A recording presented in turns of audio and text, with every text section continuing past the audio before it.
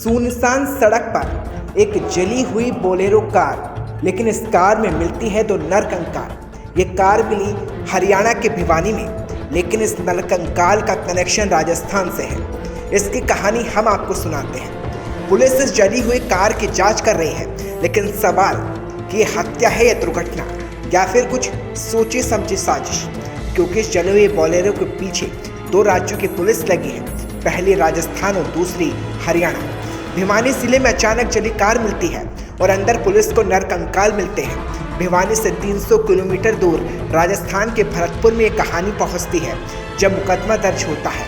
खालिद नाम के शख्स ने शिकायत कराई कि उसके दो चचेरे भाई जुनैद और नासिर किसी काम से गए।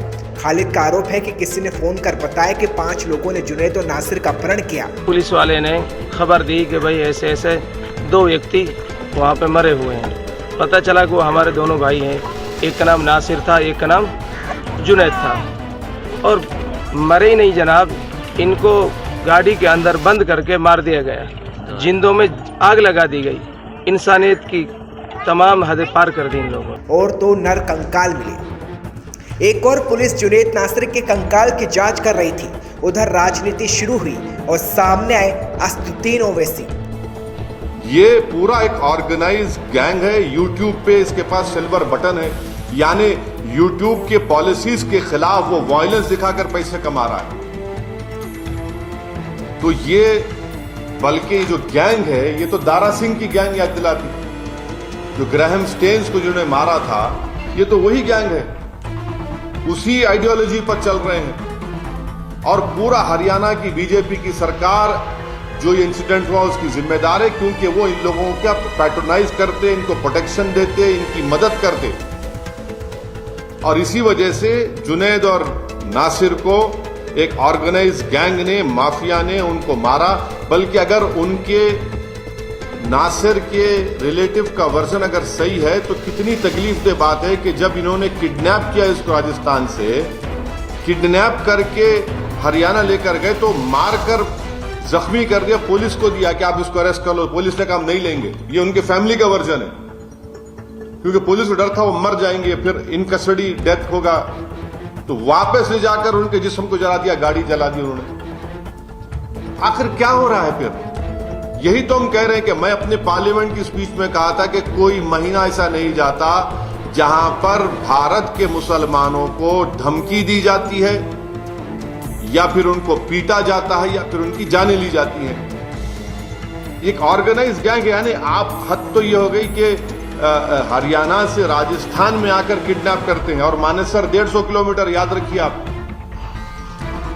और हरियाणा में जो फिरोजपुर झिरका एरिया है, यहां तो ओपन एक्सटॉर्शन करते ये लोग करते हैं।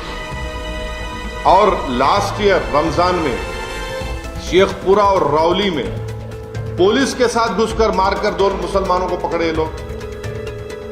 आखिर अरेस्ट क्यों नहीं करती हरियाणा की सरकार?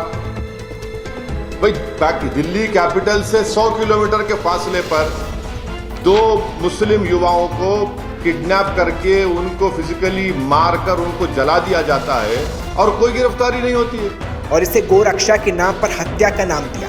और सवाल उठ गए कि जांच से पहले सियासत तेज है, क्योंकि पुलिस ने फिलहाल को हत्या जैसा कोई भी जिक्र नहीं किया। अरे अभी कोई क्लियर नहीं है, पोस्टमार्टम होना उनका, उसके बाद कोई क्लियर होगी बात।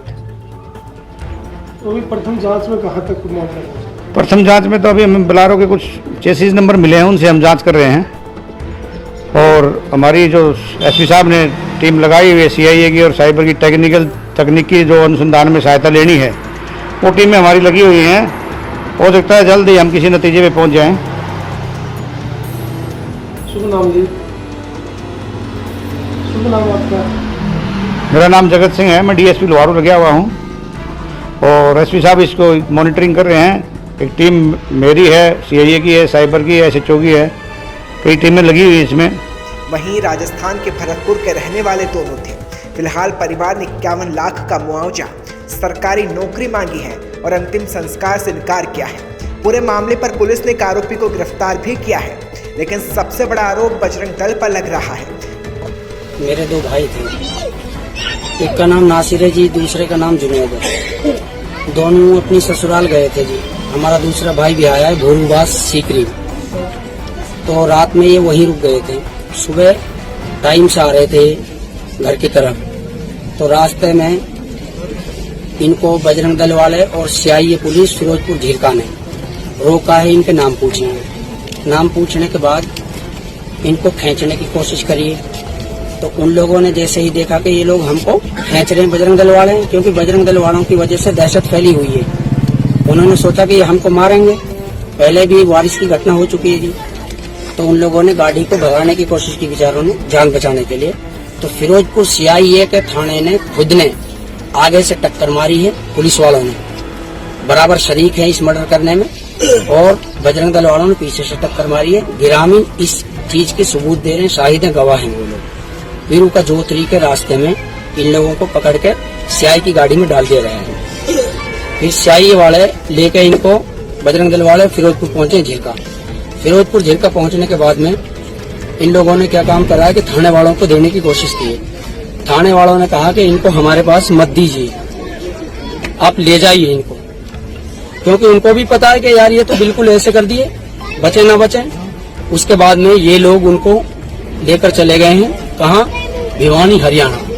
मोनू मानेसर बजरंग दल वाला है जो, और रिंकू सैनी है फिरोजपुर झीरका, और 4, 5, 7, 8 लड़के हो रहे हैं इनके साथ में।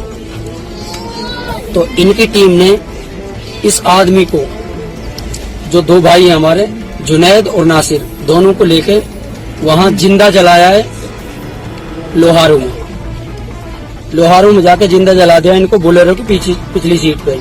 परिवार की माने तस्वीर को गो तस्करी के शक में रोका, फिर दोनों युवकों को पीटा गया और उसके बाद अधमरी हालत में बजरंग दल की टीम को सौंपकर थाने ले गए और पुलिस ने उनकी हालत देखकर हिरासत में लेने से मना किया और फिर दोनों को बोलेरो में जिंदा जला दिया। लेकिन बजरंग दल ने इन तमाम आरोपों को झूठा बताया है। ऊपर लगाए जा रहे हैं वो बिल्कुल निराधार है। बजरंग दल की कोई टीम वहाँ पे नहीं थी और वो घटना बहुत ही दुर्भाग्यपूर्ण है जो हमने सोशल मीडिया से पता लगा है। जो भी व्यक्ति हो उनके खिलाफ सख्त से सख्त कार्रवाई की जाए, चाहे कोई भी हो, उसमें कोई भी दोषी बख्शा ना जाए। और उसमें मैं और मेरी टीम बजरंग दल की कोई भी व्यक्ति उसमें नहीं है, और जो भी व्यक्ति इसमें है उस पे सख्त से सख्त प्रशासन कार्रवाई करे। और पूरे पुलिस प्रशासन से मैं कहना चाहता हूँ और लोगों से भी कहना चाहता हूँ, पुलिस का सहयोग करें और हम भी पुलिस का सहयोग करने के लिए बिल्कुल तैयार हैं। लेकिन जो भी नाम दिए गए हैं वो बिल्कुल निराधार है। जो भी जांच है उसमें जांच करके और दोषियों को कड़ी से कड़ी कार्रवाई की जाए और हम बिल्कुल सहयोग करेंगे। मामले ने तूल पकड़ा, सियासत शुरू हो चुकी है। मृतकों के परिजनों ने बजरंग दल के 5 कार्यकर्ताओं पर अपहरण और हत्या का आरोप लगाया है और इसमें मोनू मानेसर का नाम भी शामिल है।